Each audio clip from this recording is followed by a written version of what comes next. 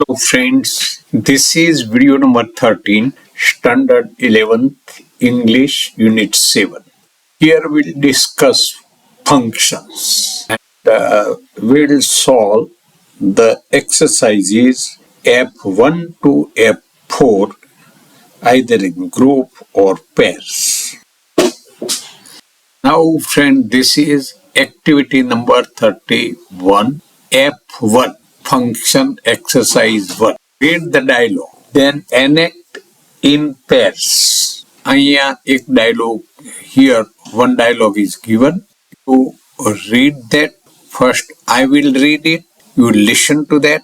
Then you can again listen it and follow it. And then you enact it. Enact એટલે કે બે પાત્રો લઈ અને આ ડાયલોગ બોલવાનો છે. એક કવિતાનો રોલ ભજવશે, બીજું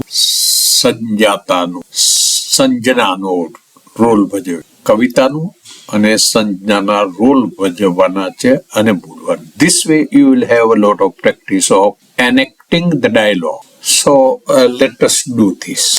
Get ready. Listen to me. Kavita says, "Hey Sanjana, where are you going?" Sanjana says, "Neither Pooja nor I am going. I have an envelope in my hand. Now guess." Kavita says, "Either to the post office or to a courier." Sanjana, "Yes, I am going to the post office. But this is not your scooter. Is it Jinal's or Minal? Is it Jinal's or Minal's?" Kavita says, "Neither of them. Look at the plastic cover. It's my new scooter. Mother bought it for me." Sanjana says, "If you don't mind, can we go to the post office on your scooter?" Are you worried?" Kavita says, "No, I'm neither worried nor displeased. I'm just fine. But we would rather first go to my home and then go to the post office. Is it okay?" Sanjana says, "Quite okay. Just you listen this dialogue. Again you can go back and start it and you can listen. Listen twice, thrice. Then you enact it. Means one play the role of Kavita and the other will play the role of Sanjana and after doing that, you have to do this. Read the underlined phrases showing choice and connectors in the dialogue and understand their meaning. Say, this you have to do in the next exercise. Activity number 32. Say F2 exercise according to the text. Fill in the blanks using words given in the brackets. In the bracket, these three groups are given, or, either, or, and either, nor. મિત્રો અહીંયા એક સમજી લઈએ. ઓર તમે અગાઉ શીખેલા છો. 6, 7, 8માં પણ ભણ્યા છો, 9માં પણ ભણ્યા છો, 10માં પણ એ શીખેલા છો એટલે it is known two. Either ઓર પણ આમ તો અગાઉ શીખ્યા છો, પણ અહીંયા ફરીથી યાદ કરીએ કે આઈધર સાથે હંમેશા ઓર જોડાયેલું છે, નાઈધર સાથે નોર. આઈધર ઓર એ હકાર મિનિંગ બેમાંથી એક પસંદગી માટે છે અને નાઈધર નોર એ બેમાંથી એક પણ નહીં એટલે ના પસંદગી માટે. આનો તમારે ખ્યાલ રાખવાનો છે. હવે અહીંયા એક ડાયલોગમાં તમને અહીંયા જસ્ટ ગેપ્સ આપ્યા છે, તો તમારે આ ગેપ્સ, આ શબ્દો એટલે કનેક્ટર્સનો ઉપયોગ કરી અને ફિલઅપ કરવાના છે. Suppose Pooja Singh, where will you go tomorrow? Or Ambaji. જો બે માંથી કયો એક વિકલ્પ પસંદ કરવો છે તો માત્ર તમે ઓર મૂકો તો પણ ચાલે, કારણ ગેપ એક જ આપ. પારુલ છે, to Ambaji, to Abu. I will go to Sapu. હવે અહીંયા પારુલ કે I will go to Saputara, હું સાપુતારા જવાની છે. એનો અર્થ એ કે આ બેમાંથી કોઈ જગ્યાએ જવાની નથી, તો પછી નકારાત્મક એટલે કે નાઈધર નોરનો ઉપયોગ કરવો પડે.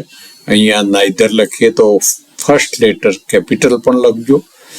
Neither to Ambaji nor to Abu. આ રીતે ટ્રાય યોર સેલ્ફ, તમારા પેરમાં કામ કરો, આ પૂરું. અને ત્યારબાદ check your answers. C F2 ના આન્સર્સ અહીં આપે છે, ચેક કરી શકશો.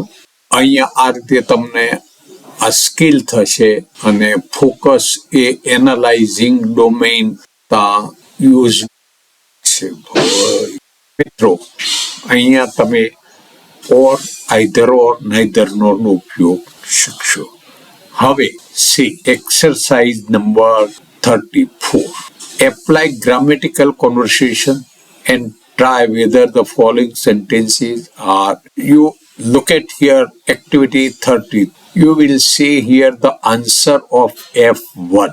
હવે અહીંયા enact the dialogue in pairs with correct pronunciation.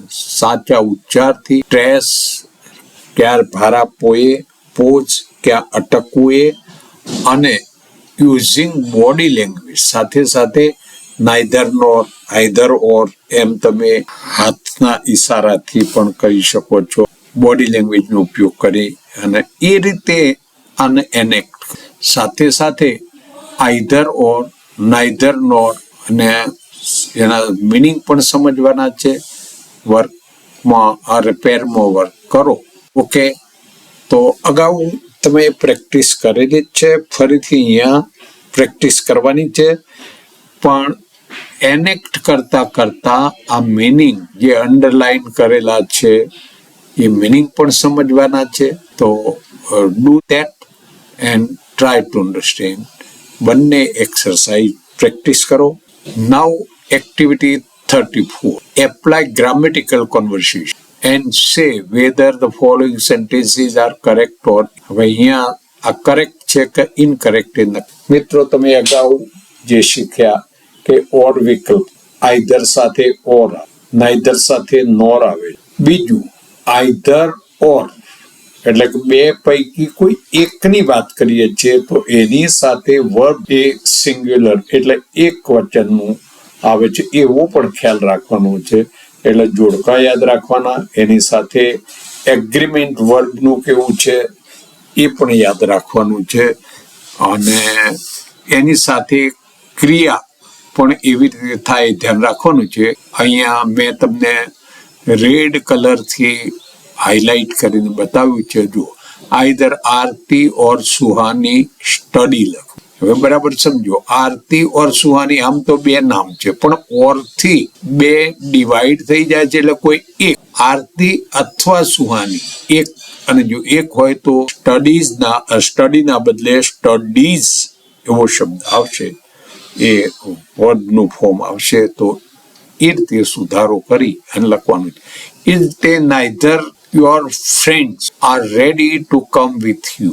Neither of your friends આમ બહુ જ, પણ મિત્રો પૈકીનો એક પણ નહીં. જ્યારે નાઈધર નો ઉપયોગ છે ત્યારે એકની વાત કરવાની છે, અને એક હોય તો આર ના બદલે ઇઝ એ થશે. આ ખ્યાલ રાખી અને દરેક વસ્તુ સુધારો. Try your best, then you can check your answers here.